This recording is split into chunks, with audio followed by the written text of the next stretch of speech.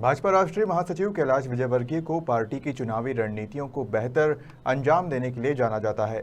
हालांकि विजयवर्गीय अपनी परंपरा को भी बहुत गंभीरता से निभाते हैं। ऐसे में एक बार फिर चुनाव की व्यस्तता के बीच रूप चौदस के दिन इंदौर में अपनी पुश्तैनी किराने की दुकान पर बैठे, जहां उन्होंने दुकान चलाने के साथ क्षेत्रवासियों से मुलाकात भी की।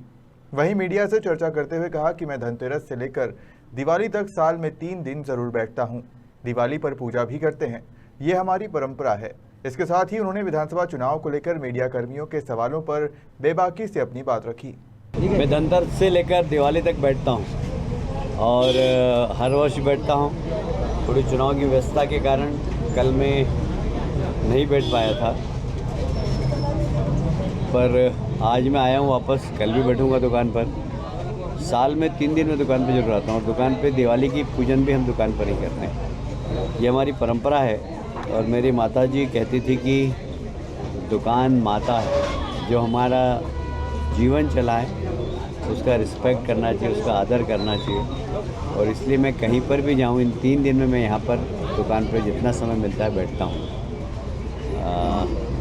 हमारे परिवार का पूरा खर्च हमारी दुकान माता से ही होता है, इसलिए हम इनका बहुत सम्मान करते हैं। दुकान की पेड़ी हमारे लिए जैसे भगवान का मंदिर पूजनीय, वैसे हमारे लिए पेड़ी। देखिए, भारतीय जनता पार्टी ने काम बहुत किया है। तो जो संकल्प जारी किया पिछली बार का, उसको 100% लागू किया है। कांग्रेस की तरह नहीं हम कि वोट लेके तो घोषणा पत्र को भूल जाए, जैसा कि पिछली बार कमलनाथ जी ने किया था। घोषणाएँ 999 की थी और 9 घोषणाएँ भी पूरी नहीं हुई थी। तो हम हमारे घोषणा पत्र को हम वचन पत्र कहते हैं, और ये वचन पत्र हमारा वचन है और ये पूरी पार्टी का वचन है, किसी व्यक्ति का वचन नहीं है। और इसलिए हम सब लोग उसको पूरा पालन करते हैं। पिछली बार जो हमने वचन पत्र दिया था, उसका 100% हमने लोगों की समस्याओं का निराकरण करने का प्रयास किया। बड़े गणपति से राजवाड़े तक माता अहिल्या की मूर्ति तक रहेगा। और आग्रह हम करेंगे सभी कार्यकर्ताओं से और नागरिकों से कि मोदी जी आ रहे हैं और उनका स्वागत करना है। नहीं, देखिए, एक तो कॉन्फिडेंस होना और एक कॉन्फिडेंस दिखाना, दोनों बहुत अंतर है। जैसे मुझे कॉन्फिडेंस है तो मैं प्रदेश भर में घूम रहा हूँ।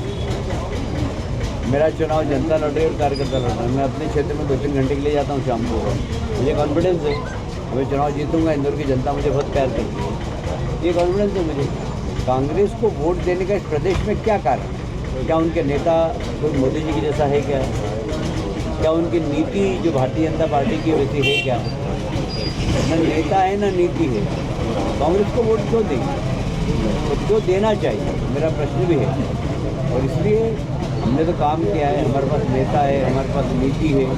हमने हमारा ट्रैक रिकॉर्ड देख लीजिए, चाहे केंद्र का चाहे प्रदेश का, हमने विकास से विकास किया, प्रदेश को आगे बढ़ाया, मोदी जी ने देश को आगे बढ़ाया। तो हमारे पास तो ट्रैक रिकॉर्ड है। बयान है ये, वो क्या बनाएंगे? वो खुद ही चौपाटी हो गया आजकल राज बब्बर क्या है कांग्रेस में, बताइए। फिल्म दुनिया से नकारे गए तो राजनीति में आए, राजनीति में नकारे गए तो ऐसे घूम रहे सब लोग। राज बब्बर है क्या?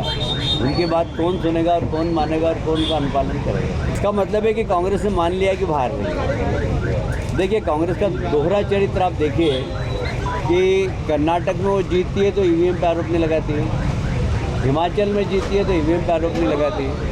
पर जैसे ही मध्य प्रदेश में उनको लग रहा है कि हम हार रहे हैं तो ईवीएम पे आरोप लगाना चालू कर दिया। इसका मतलब है कि कांग्रेस हार रही है, ये उन्होंने मान लिया। देखिए, वोटर बहुत समझदार हो गया जी। मेरे यहाँ क्षेत्र क्रमांक 1 में मशीनें बढ़ रही है, पाइजेब बढ़ रही है, सिक्के बढ़ रहे हैं।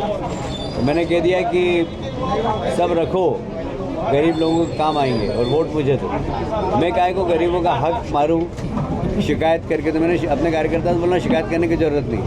ये जो बांट रहा है गरीबों तक कम से कम पहुँच तो रहा है ना। अच्छा है पहुँचने, तो मैंने एक भी शिकायत नहीं की। तो मुझे मालूम है अगर वो मशीन बांट रहे हैं, वो पाइजेब बांट रहे हैं, वो सिक्के बांट रहे हैं, वो सुहाग का सामान बांट रहे हैं, वो साड़ियाँ बांट रहे हैं, तो गरीबों का फ़ायदा हो रहा है। इसका संदेश देखिए कि आप काम कुछ करो मत। 5 साल चुनाव के वक्त नोट की थैली खोल लो, क्योंकि आपने 5 साल में इतना कमाया है कि उसका 5-10% आप नोट की खोली करके बांट कर फिर चुनाव जीत जाओ।